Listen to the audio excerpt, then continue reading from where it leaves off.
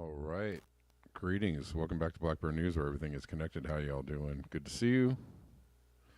Sorry I missed y'all yesterday, and I really did. I feel a little off when I don't do the show. My day is strange,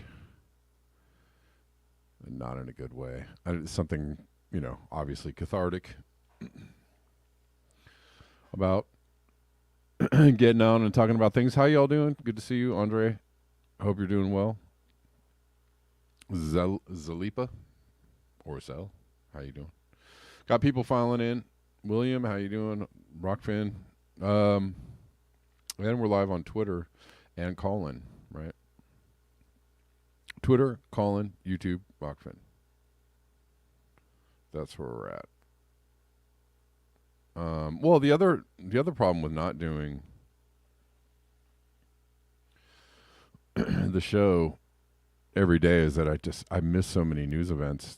I'm kind of constantly gathering items to talk about,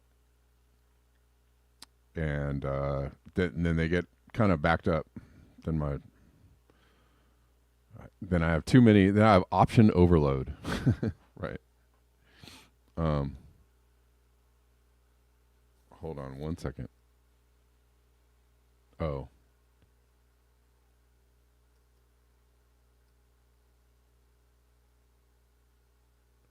Hold on, people.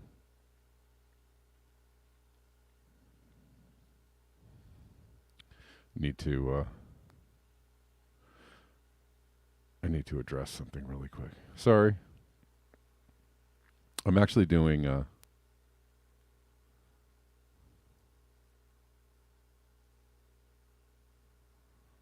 homeschool with my kid while I'm doing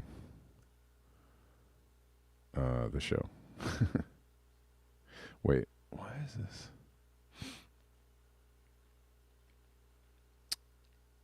Oh, that's weird. Hold on. Trying to make things work. But how y'all doing? So I'm also I know this is probably really frustrating for you to hear. I'm really trying to find a good time to do the show. I think that this time might be too early for people. And might be too early for me. It's not necessarily that I wake up really early every morning.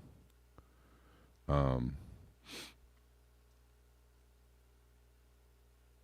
it's not about the getting up and doing the show. It's about the fact that I have lots of other things going on early in the morning, right? So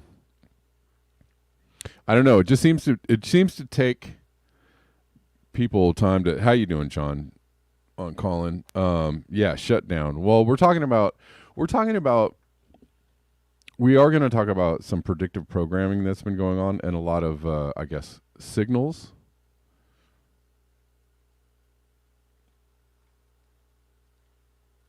Right? That signals, signs that there's a possibility that something is imminent, and I actually don't want to talk about this in the sense that of being like fear mongering. I feel like if there's more attention or awareness around something, it actually decreases the likelihood of it happening, right?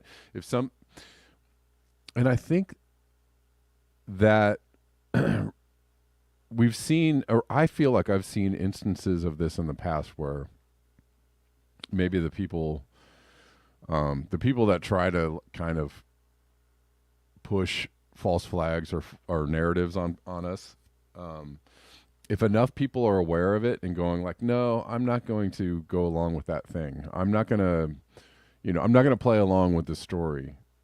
Then it makes it a little more difficult for people to push it out. You know what I'm saying? Does that make sense? I don't know. Anyways.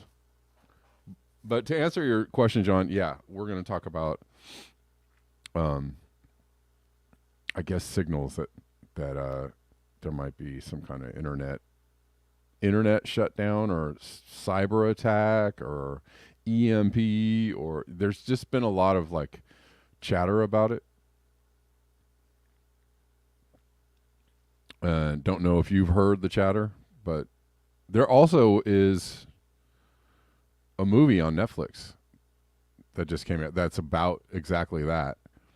And if you remember last year, right before the crash in Ohio, the train crash, um, there was a movie about a toxic, a toxic airborne event. Right, there was a movie on Netflix that basically predicted the exact thing that happened like a month later. Um,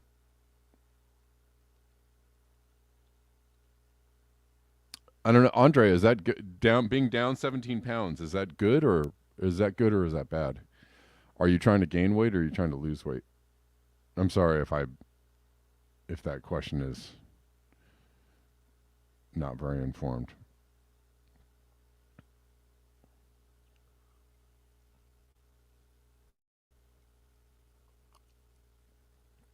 Anyways, it seems there was a show, there was this movie on Netflix, and the movie predicted something that happened like literally a month later. There was just a movie on Netflix released like in the last few days, which I watched last night. Pretty good. Um, it's called. We'll talk about it in a second. Even though I'm talking about it right now.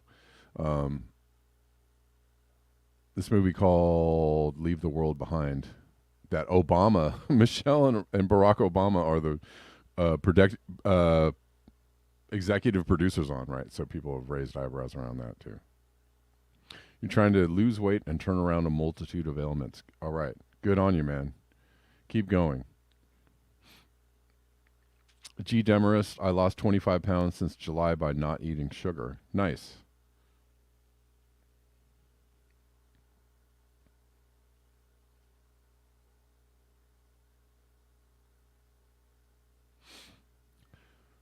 Scott Andrews says, in a few years, we're all going to be down a few pounds for all the wrong reasons. Okay. The chat box has changed. Osama, what's up?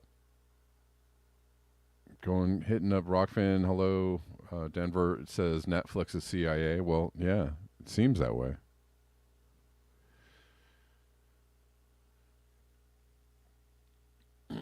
Sugar is poison. I love sugar so much. I actually stopped putting sugar in my. I drink my coffee with honey in it, which is slightly more healthy than sugar. I think. I don't. Yeah, because the sugar started making me feel real bad, and I don't need any extra sugar. I don't think.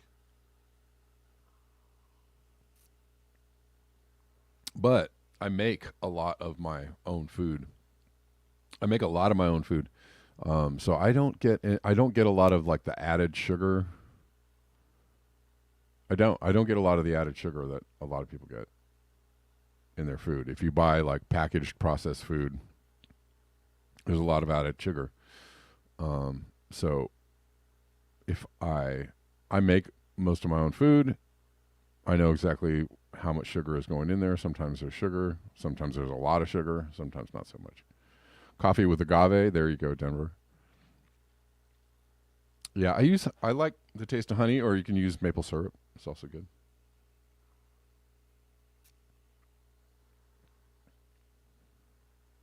All right. Well, let's get into some news. What happened to all my? Dang it!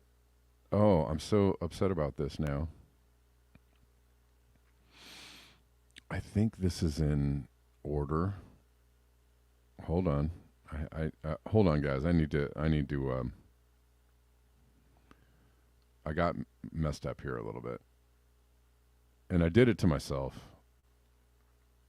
I just wanna organize something so that I don't have to go. I don't have to do it while I'm doing the show. Hold on. Hold on. Hold on. Hold on. Hold on. Hold on.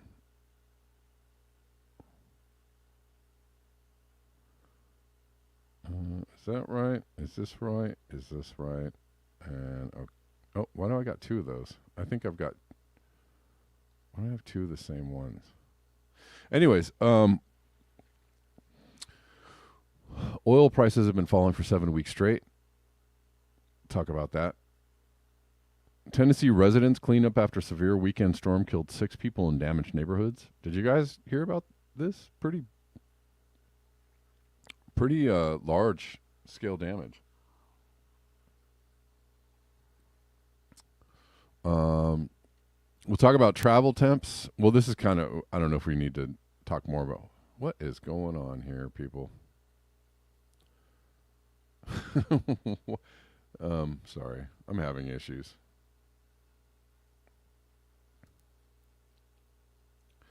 I'm really having issues. I'm trying not to have issues. Okay. I think we're going to have to look at this. Anyways, I can't really read this because this is done so badly. We'll come back to this. It's going to be a warm winter. It's basically what I got to say there. Currently, the draft from Poppy, and this is surprising, if not infuriating. Currently, the draft of the climate deal from COP28 includes the first mention in a COP text of reducing fossil fuel production. Took them 28 years to get to this. Okay. Until now, what have they been talking about? Well, what have they been talking about? I mean, if you're kind of just of the assumption that the problem is emissions, wouldn't you want to reduce the fossil fuel production? You don't want to reduce the production, you just want to reduce the burning. And yeah, I don't think they want to reduce the production. As evidenced by the first story that we're going to talk about. Did you all see this? Alex Jones has been reinstated to Twitter. What do you guys think about it? I actually think it's a good thing. I'm not a hair on fire person about Alex Jones. I actually think he's right about some things, wrong about other things, and very entertaining. But other people think he's like the devil. But, Hunter Biden's still on Twitter. And so is Joe Biden. He's on Twitter. These people are bad people. But, they present as respectable, so, or something, right? You can do the worst things. You could be a priest in a church and be doing just horrible things, right? But you're a priest, and everybody, gives them the respect of their position, even though they're doing really horrible things, right? So, I don't know. Anyways, where did this go? Dang it. Okay. This is pissing me off right here.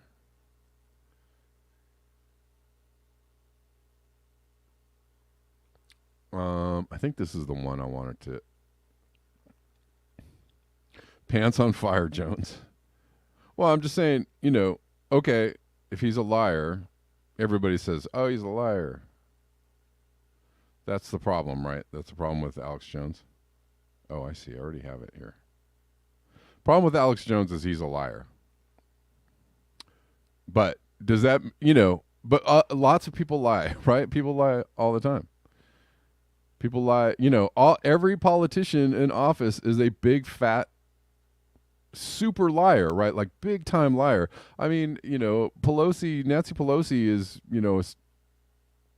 committing criminal financial acts like every single day. But, we're not kicking her off the internet. And we're not like calling her like the craziest person ever, right? Like, no. But the thing is, I don't, just the judgment, the level of judgment on different things is kind of interesting, right? Anyways. So interestingly, the WEF puts this out. What happens when the internet shuts down? And Just a Thought says, notice how they say when and not if. Right? This is a lot of the signals that we've been seeing about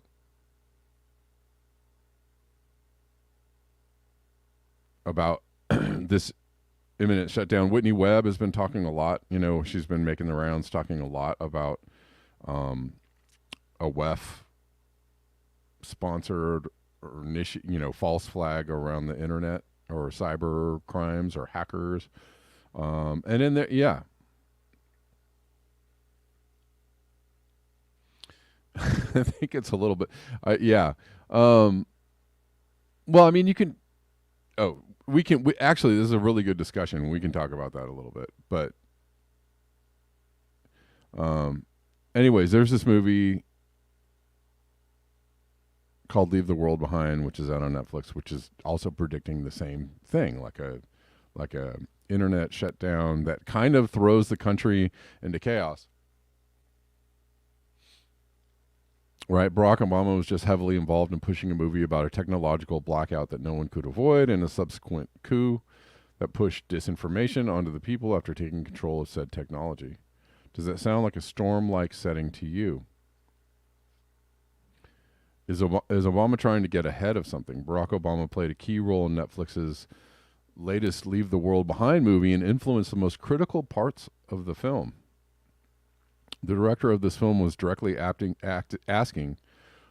for help from Hussein. I don't know what to call him.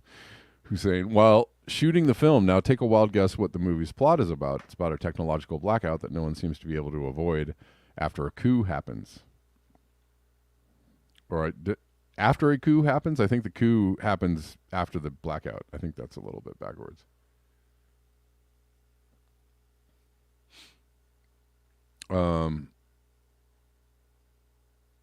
Anyways, now take a wild guess what the movie's... I read that. What is Obama's angle here? I want to read the rest of this little synopsis. Allison Frank says, I just watched the movie. Obama produced it. It feels so accurate. It's pretty good. And the way that they have it play out is... It's fairly believable. It's fairly believable. Yeah. Let's see. Where are we here?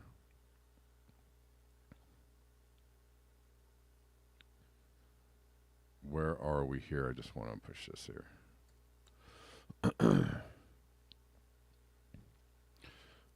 So, I just want to get your... If you've seen the movie, Scott Andrews says, I like that movie. It seems that prepping is becoming mainstream. I feel like it's been mainstream. I'm not spoiling anything for you guys. I'm just saying the way they did it was pretty believable. Let's see if we can read this better. I just wanted to read the rest of this.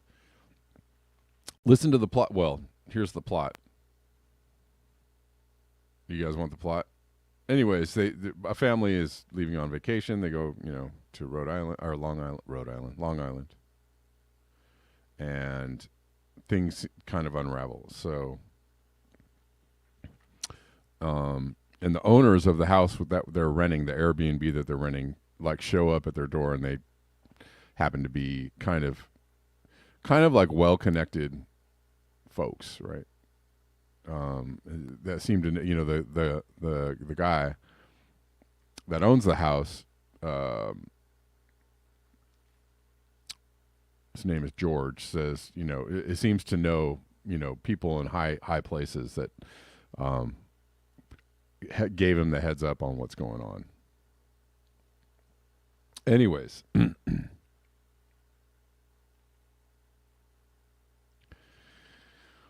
Yeah, Allison Frank, people lose their minds when they don't have cell service.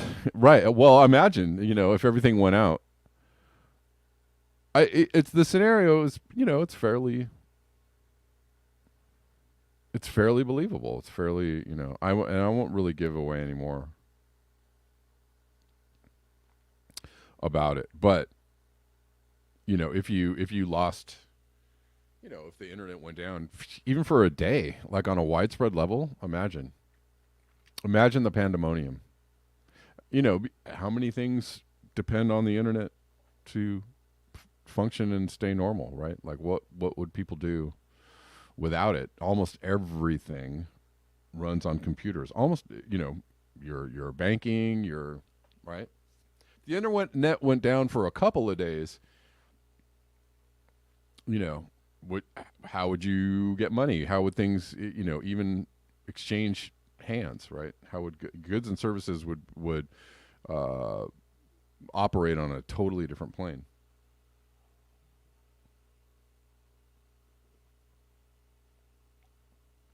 If anything, it's a really good. Um, it's a really good, I guess, you know, warning or cautionary tale about like having your, you know, being able to have your stuff together to survive for, if something does like happen like that, like it's not that far out of the realm of possibility. Even if it's not a, even if it's not a cyber attack, even if it's not a, a terror threat, even if it's just the grid goes down for whatever reason, right? Like a solar flare, they've been saying all kinds of things could produce this kind of effect, right? Right. To lean, if truck drivers are stopped, we're screwed. Right. Osama, very important. And they do address this a little. They talk about it in the movie. How would you manage all the nuclear and chemical facilities? Right. So if the internet goes down, or if computers go down, or if the grid goes down, like it's problems big time. Yeah, a lot of those facilities have like backup generators, but for how long?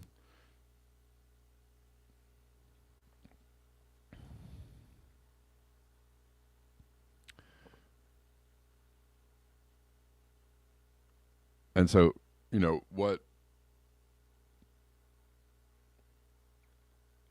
what could happen if something like that goes down is unthinkable for a lot of people.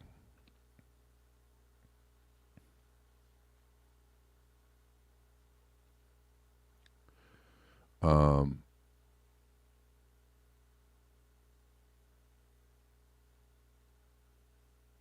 yeah, Denver says, what if they want to ration access to the internet by destroying the legacy systems and replacing it with another system like Starlink? Or the other idea being pushed out there is that the internet goes down. It goes down for long enough that people are like, "Oh my god!" And when they bring it back, they require everybody to be, because it's hackers that did it, right? Or it's the bad people that did it, or something, something, something, right? So they're, in order to really make it safe, and there's the key word is safe, safety, safety. Everything is safety. In order to make it safe, they require everybody to verify, right? What they're trying to do with, basically what they're already doing with Twitter, and what they might try to do with other, a bunch of other, what they are. So I do, I'm involved in like crypto stuff, and whatever, some other trading things. And so like anytime you're on a trading platform or a crypto trading platform or anything, they make you like KYC, which is like a verification of like all your stuff, right? So, your bank account, your social security, your blah, blah, blah, blah. They do that. And it makes sense on one level because it's a financial, it involves financial transactions. They want to make sure it's secure. But I think that they want to do this for like every platform and everything that you access on the internet, so that you would be like a verified person. You wouldn't be able to you wouldn't be able to do anything without having like an internet ID.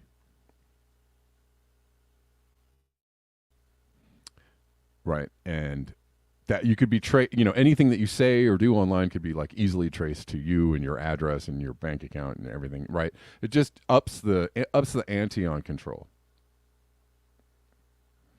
Yeah, Scott Andrews. I mean, that's kind of the conspiracy theory. Is it just a coincidence that Netflix put this movie out? Well, I'll go back to what I said earlier. right before the train crash, that became a horrible environmental catastrophe, right? Remember the train crash in Palestine, East Palestine, Ohio? Right before that, like literally a month before that, was what was it called? White Hot Noise or something like that?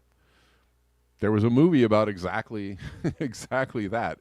And it was filmed like miles away from the crash. And people were like, "How is this? It seems a little like too much of a coincidence."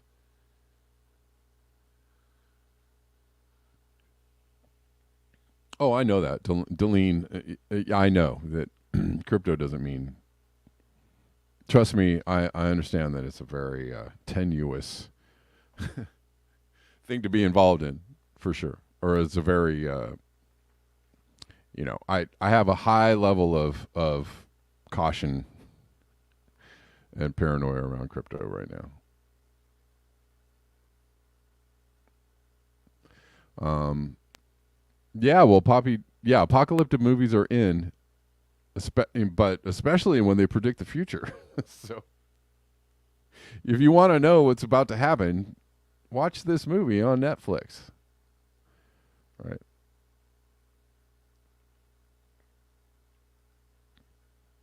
Yeah, Cyber Polygon. You guys know about Cyber Polygon, which is also like a heavily WEF involved. It's like a war game, like a simulation, like a war game. Actually, have something on Cyber Polygon here, and I don't know if They said they were doing it every year, but I don't know if they're still doing it every year. This is from 2021.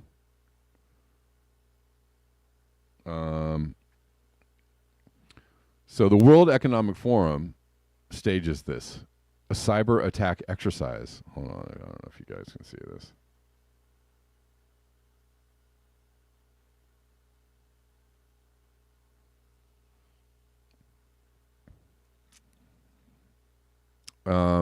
And it continues to prep for the potential cyber pandemic that founder Klaus Schwab says will be worse than the current global crisis. The SolarWinds hack served as a wake-up call to the supply chain attack vulnerabilities still present in public and private organizations, and it served as a warning that the next breach could be exponentially worse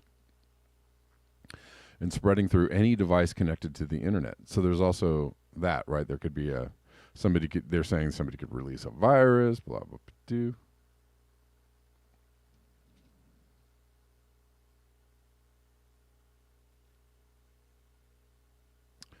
This year, Cyber Polygon 2021 will simulate a fictional cyber attack with participants from dozens of countries responding to a targeted supply chain attack on a corporate ecosystem in real time. According to the WEF, COVID-19 was known as an anticipated risk, and so is its digital equivalent. Wow. And remember,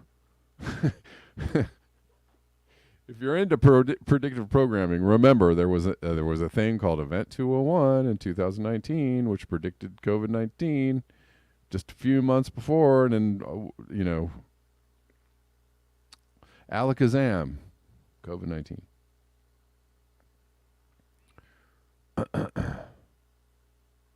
Anyways.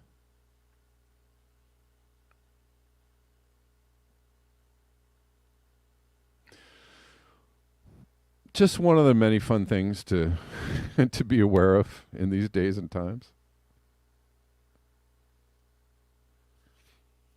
Yeah, and there seems to be, it seems to be what seems to be an epidemic is simulations, these war games or event simulations that turn into real things. That seems to be an epidemic.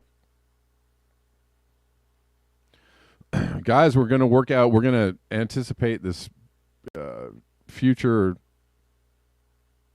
cataclysmic world-shaking problem, and then the cataclysmic world-shaking problem just shows up at the door a few minutes later. And after that happens over and over and over again, people start to go, oh. It's like you guys aren't really preparing. You're You're not trying to prevent these things, right? Because that's ostensibly the reason for having these things is to prevent an occurrence of said shattering, earth shaking phenomena, right? And then the event occurs. So, what inquiring people have put together in their brains is like, oh, you say you're preventing this, but the thing seems to happen right every time you war game it. So maybe what you're trying to do is enable or whatever. These are just thoughts. Who knows?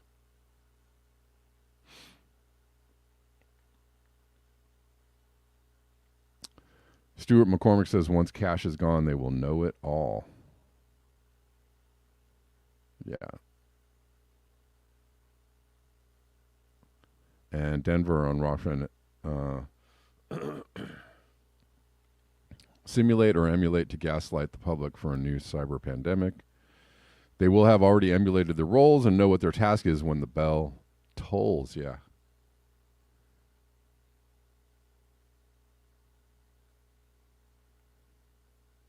Sure.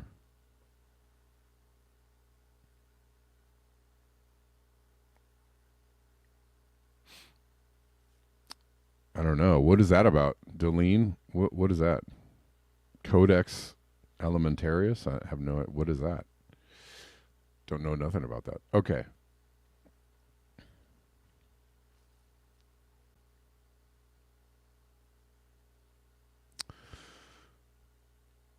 Well, let's go back to some of these other stories. I just wanted to talk about that a little bit. Bring it to your attention. It seems to be in the winds these days. Tim Bob says anything with a codex is going to be dumb. That's funny. That's funny.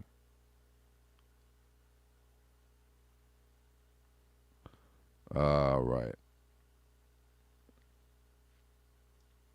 I'm interested. Codex Alimentarius. Who knows? I'm interested. Where are we at? Oh, and the last thing I wanted to just briefly touch on. Perpetual shadow ban. Before I make the comparison and get labeled an anti-Semitic terrorist sympathizer, could someone please explain to me how this mass exodus is any different than herding an entire race of people onto trains with the sole intention of exterminating them from existence upon arrival? He's talking about Gaza residents, saying there's nowhere left to go amid Israel's relentless bombing, right? They tell them to go somewhere, and they're like, you know what? Oh, we didn't tell you we were going to bomb where we told you to go.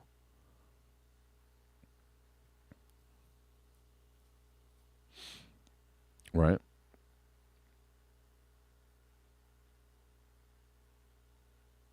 Anyways, it's a pretty good analogy.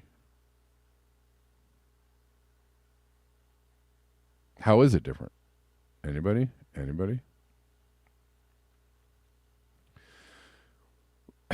All right, let's look at why oil prices are falling. Why? Because they're pumping more oil. And you know what's pissing me off? And it might be pissing you off too. Is that oil prices aren't really going down. They're going down a little bit, but they're not really going down all that much. Right? It's like, oil prices are down like really, the crude oil is down to like $70 a barrel, which is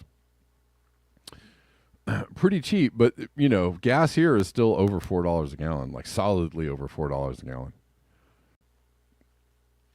I think I saw as low as like $4.20 yesterday, which is better than $5 a gallon, which is what it was but still. All right, there's more oil than ever. They're pumping the oil out, but you got to keep. It's that Stankflation. I don't know. it's not. It's not inflation. It's inflation, prices of everything goes up, and then when the actual underlying price of the commodity goes down, the prices that you pay stay the same, right? So where does that difference go? The difference in the underlying price of the commodity and the price that you pay, where does that difference go? In the pockets of the people that are selling you the things. That's just more profits for us, boys and girls.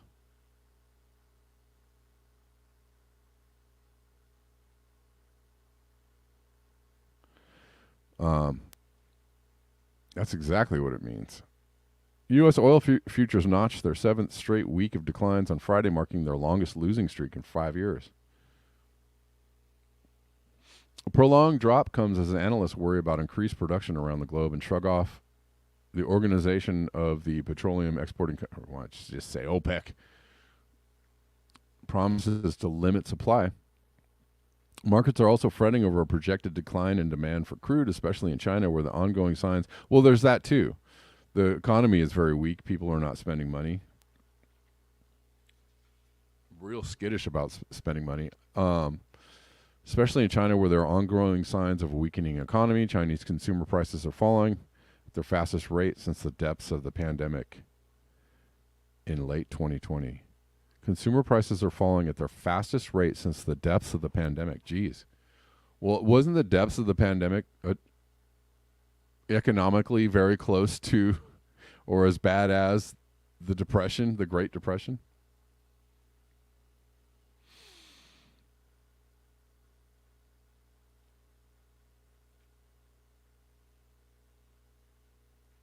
U.S. gas prices, meanwhile, have dropped to an average of about $3.19 per gallon. I guess that's okay. Down about 22 cents from a month ago. 14 cents from a year ago.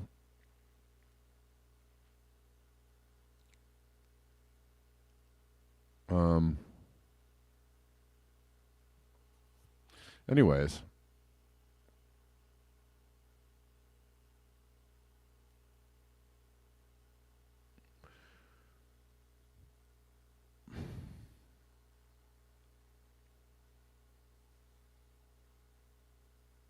It's it's heavily controlled anyways. You would think, there's a bit of a bind, right? If oil prices are down,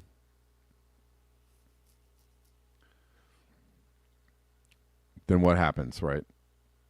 It actually is helpful to the economy on many levels, but then people end up driving more, buying more stuff, using more things, etc. But the economy is not in good shape. And there's a lot of intimations, not inclinations, but intimations, I guess, inclinations to believe that we're heading for some kind of a collapse. Oh man, this is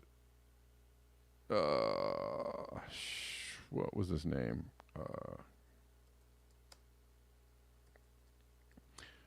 Is it Michael Curry, the guy from The Big Short? What was the guy's name? What was his name? Michael Curry, something. It's not Curry. Anybody? I can't. Oh yeah, Michael Burry.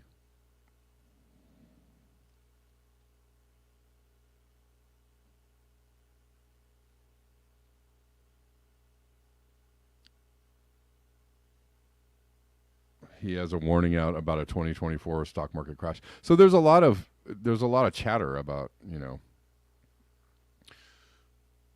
not just how, an impending crash, but how bad the economy is right now. Like at my job, I'm kind of privy to conversations sometimes that people will have, just kind of ambient conversations in the air.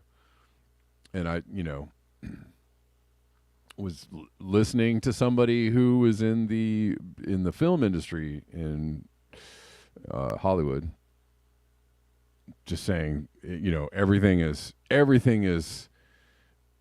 contracting Nobody's putting money out for anything. All the talent, all the agencies are having problems, are having issues. Like it's a bad time. It's a bad time in Hollywood right now. It's what I got from the overarching upshot from this conversation was that it's a bad time in Hollywood, and that like there's a recession, there's contraction, economic hardships. And where and when it ends, nobody knows.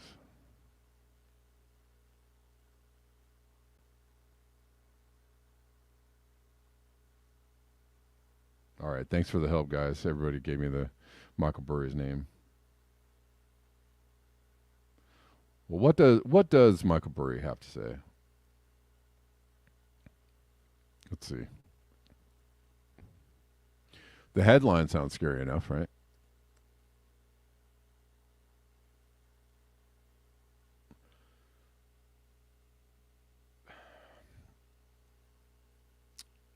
No, I don't want to. I just want to read this.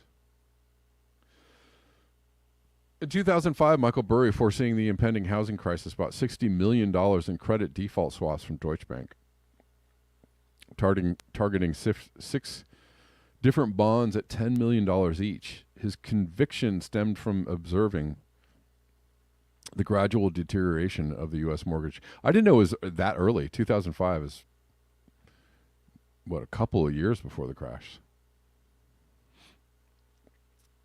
That's a pretty good look ahead there. His conviction stemming from the observation that gradual deterioration of the U.S. mortgage-backed security market, which he saw as increasingly treacherous due to rampant greed and corruption. Burry's approach was meticulously researched, not mere speculation. However, it wasn't until October of 2007 that the broader market began to acknowledge the crisis, with the S&P 500 reaching its peak. By 2009, the S&P 500 had collapsed to just 676 points, a 57% plunge from its peak. This market turmoil translated into massive profits for Burry.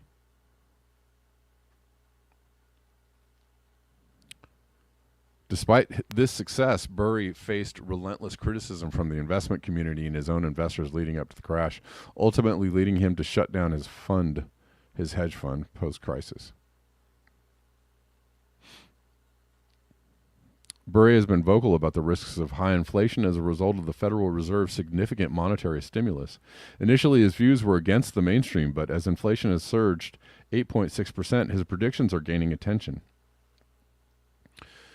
Burry suggests that the current economic and market downturn is only in its early stages, with a potential further 50% decline in the S&P 500. Burry's analysis points to a trend where the bottom of a current market crash is typically lower than the previous one by about 10 to 15%.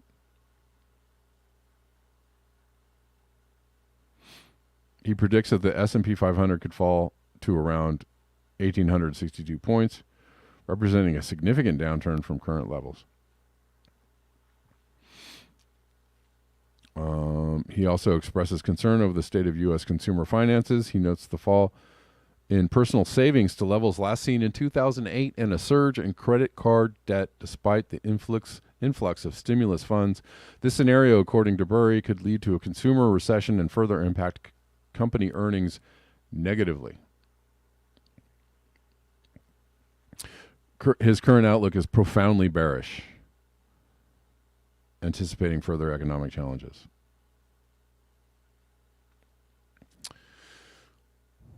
There you go.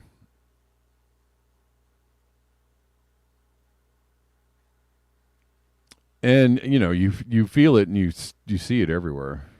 I've been feeling it, seeing it, and hearing it from many people.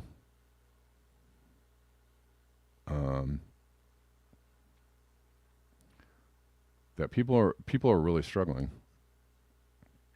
The economy is not doing well.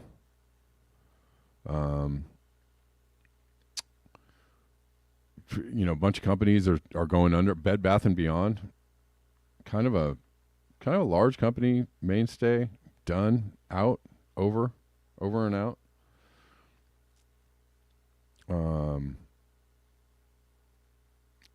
And a few others, kind of teetering, kind of looking a little bit. Yeah, Scott Andrews. Too many parties and too much debt. This won't end well. And I don't think it's not just personal debt. There's going to be there's corporate debt out there that people are chasing off, right? Who I just saw another layoff announcement. Was it Hasbro, the toy maker? Yeah, that's what I saw. Hasbro reporting weak earnings over the holiday season is laying off. Merry Christmas. Hasbro to lay off 900 more employees amid weak toy sales.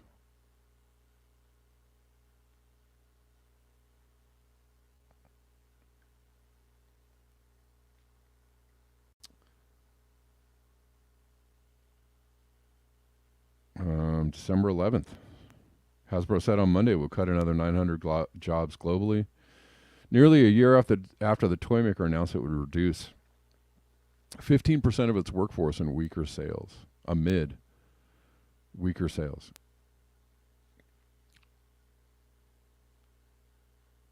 It has already cut 800 jobs.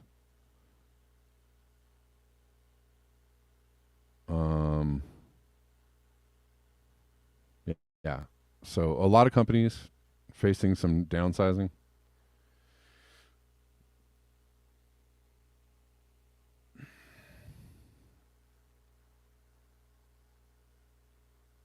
And let's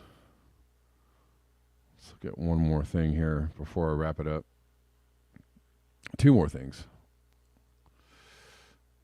Let's see. Yeah, let's look at. Well, there's if you're looking for some positive spin, here you go. Look at the positive spin they put on this. This is from Scott Andrews.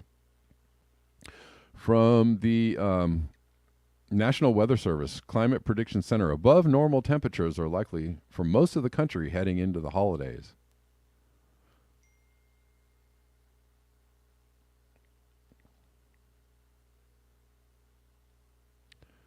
With El Nino promoting warmer maritime flow from the Pacific, this pattern would make for fewer holiday travel headaches for many. So fewer holiday travel headaches for many. Right? Sorry, didn't put the exclamation point on there. Yay! That's what I meant to say. But higher than average temperatures.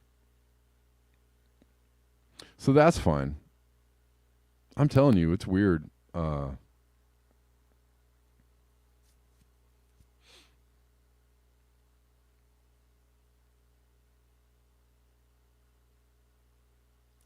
Alan Roberts saying an old colleague is being made redundant, works for a supermarket purchasing dry goods. Apparently they're struggling. Of course. Yeah, people don't have, inflation is out of control, right? When you go to the supermarket, this is also something I'm seeing. Is the inflation is out of control, and people, constantly seeing videos of people like, oh, I went to the store and bought like 3 things and it was like $20. Or I go to the store and buy 3 things and it's like $20. Like, what the hell? How am I supposed to eat? Keep eating food when I'm spending all my money that I make on food.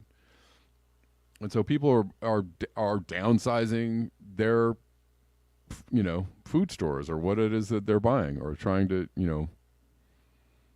buy at the cheapest places possible, right? To get the most for the cheapest. If everybody's, getting a Costco card and going to Costco or some other place, that leaves like the regular old supermarkets. Yep.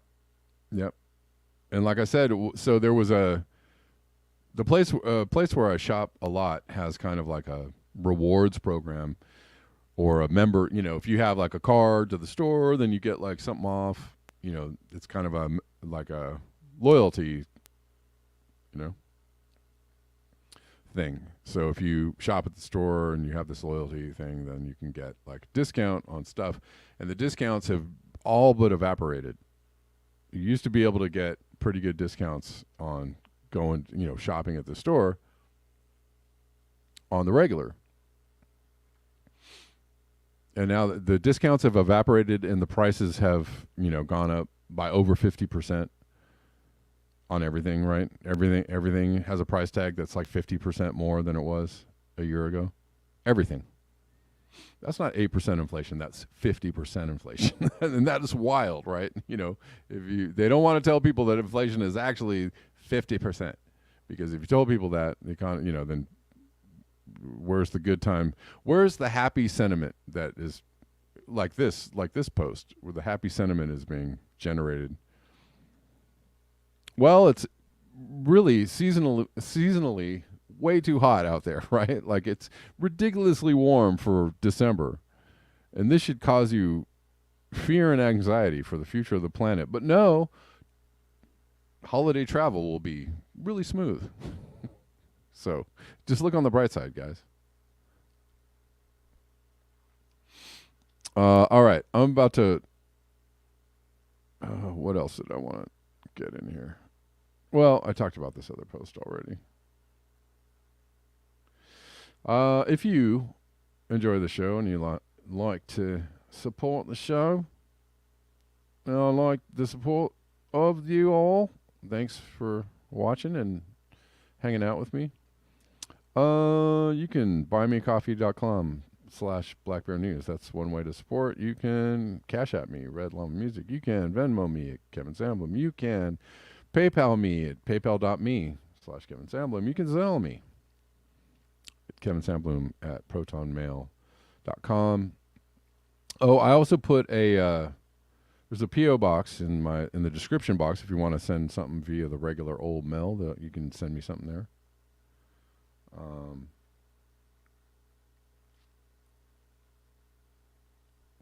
You can support me on Patreon.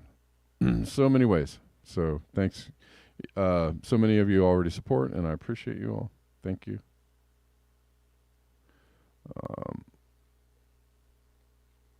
Open face mealworm sandwich, my favorite.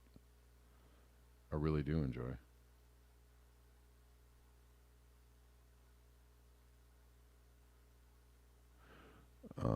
Hold on one second.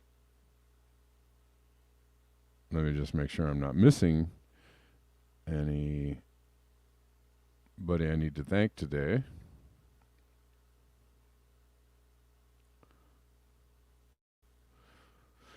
I don't want to be missing no one.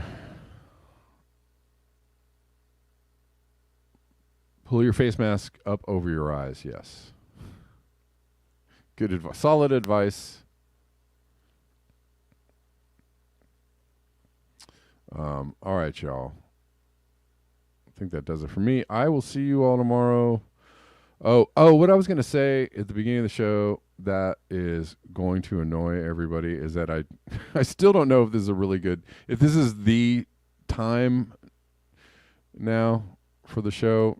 I still might be trying to change it up. I'm not sure. I'm trying to figure it out, man, because my personal schedule is like all over the place. So I'm trying to have this show be at a solid regular time so that everybody can join in and know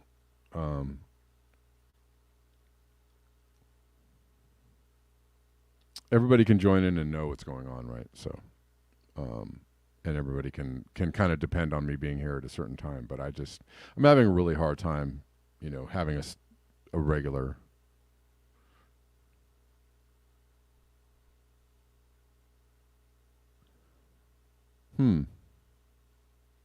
HIMARS is putting links for donations to Ukraine. Donations to Ukraine in the chat. That might actually get you blocked, HIMARS.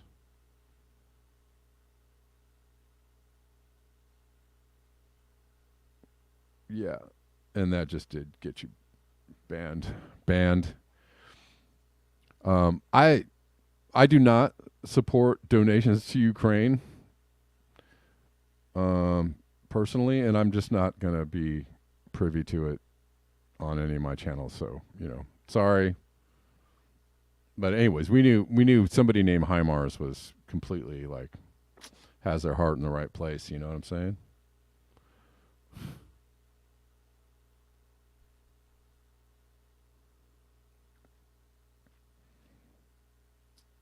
The heck? Anyways, yeah, no, those links are off. And anyways, I was kind of looking for a reason. The guy's annoying. Whoever this paid operative is annoying. If I can't get any right, if I can't get no coffee, you don't get no ammo. Exactly. Ridiculous. No. All right, guys. I'll check you all tomorrow. I thought the whole Ukraine thing was over too. I was like, really? They need donations? People need donations to Ukraine?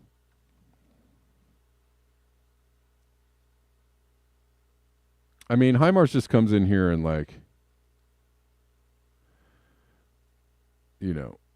goes at me anyways. I don't know why you would. Anyways, that's the end of that. All right, guys. I appreciate you. Thanks for hanging out. Peace. Until next time. Oh, I'll see you tomorrow, though, at the regular time. Until I figure out what the new time is or what the actual regular time is, I'll see you tomorrow at 9 a.m. Pacific Standard.